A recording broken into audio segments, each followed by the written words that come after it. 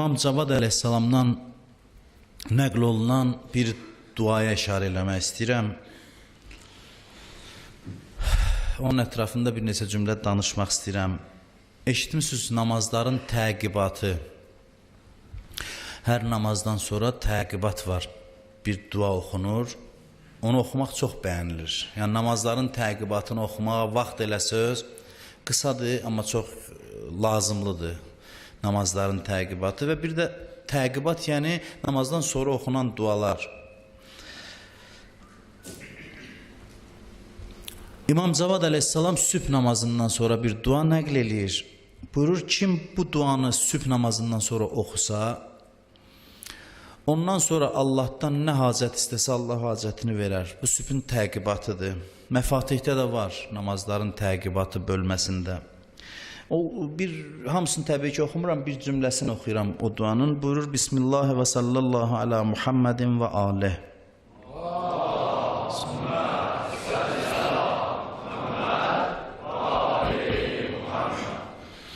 Və ufəvvizu əmri ilallah, innallaha basirun bil ibad. Deyir, gün başlayanda günü belə başlayın ki, deyin, işlərimi Allaha tapşırıram. İşlərimi Allaha tapşırıram və Allah bəndələrin işindən xəbərdardır. Allah görür insanları, bəndələrini görür. Bəndələrindən agahdır. Bu duanın mənası nədir? Yəni gününüzü təvəkküllə başlayın, Allaha təvəkküllə.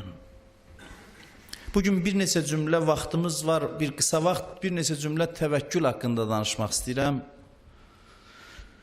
Ən ali məqamlardan biri insanın çata biləcəyi, ən ali məqamlardan biri təvəkkül məqamıdır.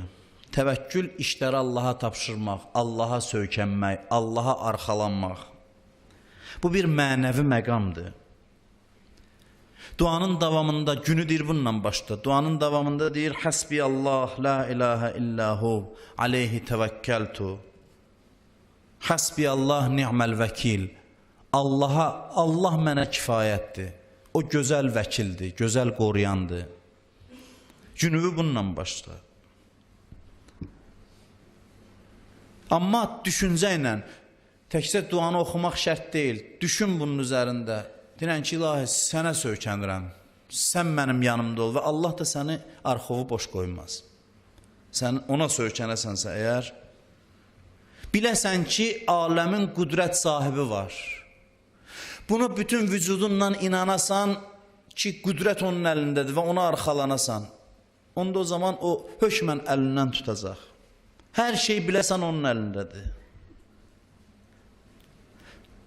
Heç vaxt deməyin ki, mən bildiyim sözü danışır bu. Biz bilirik ki, hər şey Allahın əlindədir, qüdrət Allahın əlindədir. Amma inanın ki, biz bilmirik. Biz bunu bilsək, çox şey başa düşmüş olarıq. Çox işlərimiz də düzələr bizim. Biz bunu bilmirik. Buna Allah bu qədər təkid edir ki, mən niyə görə Quranda deyir, İnnehu ala kulli şeyin qadir, o hər şeyə qadirdir. Allahın ehtiyacı var, özünün qüdrətini tərifləsin, desin, mən qüdrətliyəm. Allahın ehtiyacı yoxdur buna. Allah bizə hey başa salmaq istəyir ki, başqasına söykənməyin, qüdrət məndədir. Kimə də qüdrət vermişəmsə, mən vermişəm. Kimin nə qüdrəti varsa, məndən alıb. Bir insan bunu başa düşərsə, həyatı səhmana düşər. İşləri qaydasına düşər. Hər məqamda adam Allaha arxalanarsa, Allah onu başsız qoymaz. Bizim imanımız nə zaman imtihan olunur?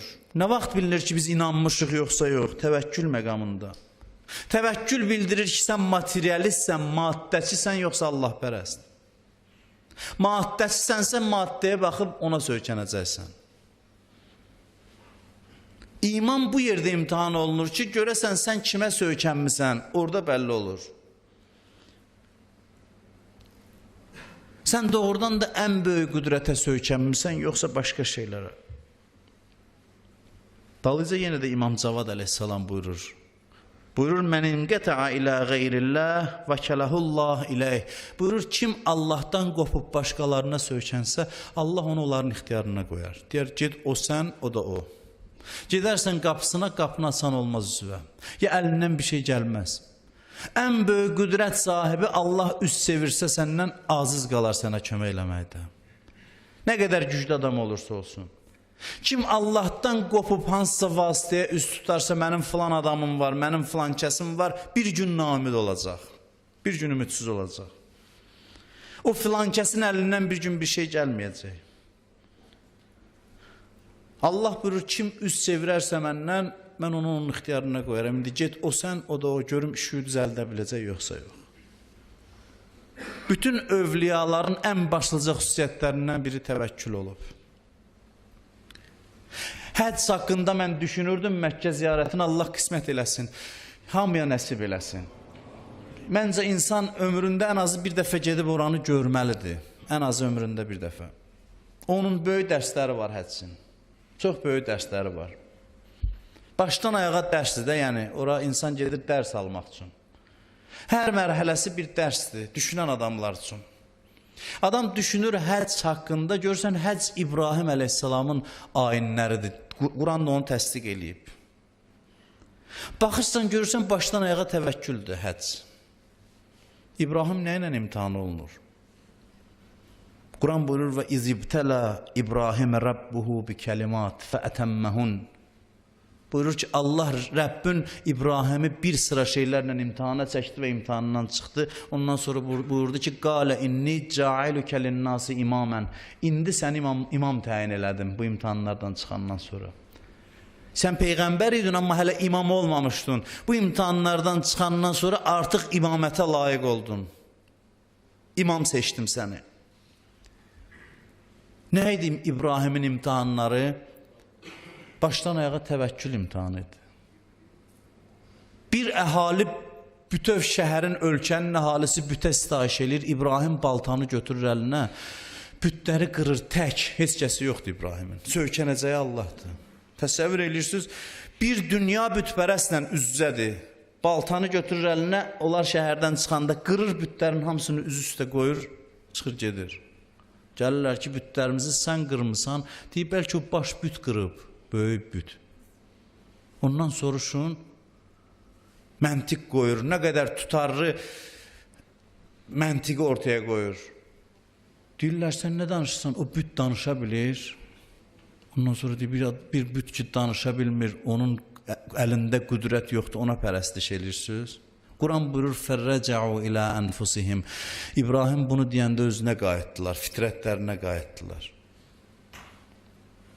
Tohidi qoydu ortaya ki, siz nəyə sitayiş edirsiniz? Bu, rəmzi mənada çox şeylər ifadə edir. Allahdan qeyri, zəlil bir şeyə mi ibadət edirsiniz? Amma ayılmadılar. Bir anlıq özlərinə gəldilər, sonra dedilər, İbrahimi oda atacaq. Hamısı əl-ələ verdi, deyirlər, qoca qarılar da odun daşıyırdılar ki, bu savabda biz də iştirak eləyək. Böyük bir tonqal qaladılar. İbrahimi mancanağın üstünə qoyublar, atırlar odun içinə. Özünüzü təsəvvür edin, nə vəziyyətdə olar insan. Hamı sənin əleyhivədir. Hamı sənə qarşıdır. Hamı əl-ələ verib sənlə mübarizəyə qalxıb. Odun içinə atırlar səni. Allahın adını çəkdi, aram qəlbinə daxil oldu odun içinə. Allah necə imtihan edir, orada da əl çəkmir. Öz mələyin göndərir, deyir, get ona kömək təklif elə. Cəbrail gəlir, deyir, mənni qulluğum var, odun içində. Nəsə bir işün, xahişün, minnətin, baxır deyir ki, ehtiyacım var, başdan ayağa ehtiyaclıyım, amma sənə yox, sən çəkil kənara. Mənim sahibim var, ona möhtacam. Allah da Quranda açıq buyurur ki, odu gülüstana çevirdim İbrahim üçün.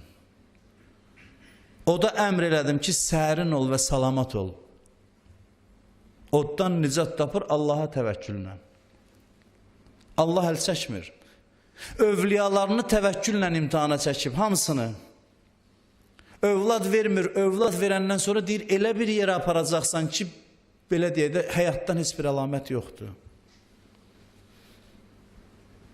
Aparır, bir cümlə deyir Hacərə. Hacər soruşur ki, məni bu çöldə kimə tapşırırsan? Bura ölümlə əlbəyaxıyam mən. Burada ölüm məni gözləyir, körpə, uşaq, susuz, ac, burada heç nə yoxdur, nə yeməyə, nə içməyə, heç bir quş da yoxdur ki, deyəsən, burada həyat əlaməti var. Hacər bir sual verir, deyir, məni bəs bu susuz çöldə kimə tapşırırsan, deyir, atına qamçı vurur, arxasını çevirir Hacərə, gedir, deyir, aləmlərin Rəbbi olan Allaha. o sənin əlindən tutacaq. Əgər ona söykənsən. Hacər qalır tək, susuz bir yerdə, adamsız, heç kəsi yox, uşaq da ağlayır, az qalır həlak olsun susuzluqdan. Ananın ürəyi yanır övladının bu halına. Səfa Mərvə arasında səy budur, qaçır ora, qaçır bura, gözünə su görünür. Alimlərdən biridir ki, elə ki dağ bütü ürəyində sındı, dağdan ümidsiz oldu. Dağdan ümidsiz olan kimi bir dənə ürəklə ya Allah dedi hər şeydən qopandan sonra. O ya Allahın nəticəsi olaraq yerdən zəmzəm qaynadı. Zəmzəm təvəkkülün hədiyyəsidir. Allaha söykəndi, vasitədən qopdu. Allah da ona deyir, o tohid bulağının rəmzi idi. Allaha söykənməyin rəmzi idi. Başdan ayağa övliyalarını təvəkküllə imtihana çəkir. Təvəkküllə sınağa çəkir.